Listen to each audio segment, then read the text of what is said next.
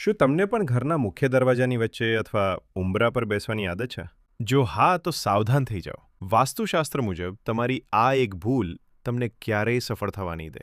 આજે જ જાણી લો કે કેમ દરવાજાની વચ્ચે બેસવું એ ગરીબી અને અસફળતાને આમંત્રણ આપવા જેવું છે. વાસ્તુશાસ્ત્રમાં ઘરનો મુખ્ય દરવાજો એ લક્ષ્મીજીના પ્રવેશનું સ્થાન માનવામાં આવે છે. જ્યારે તમે દરવાજાની વચ્ચે બેસો છો, ત્યારે તમે પોઝિટિવ એનર્જી એટલે કે સકારાત્મક ઉર્જાનો રસ્તો રોકો છો.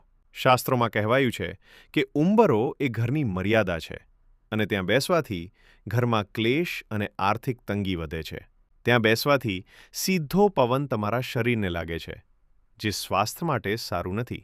સાથે જ આવતા જતા લોકોના રસ્તામાં અડચણ ઊભી કરવાથી નકારાત્મકતા વધે છે, જે તમારી એકાગ્રતા અને સફળતામાં અવરોધ લાવે છે.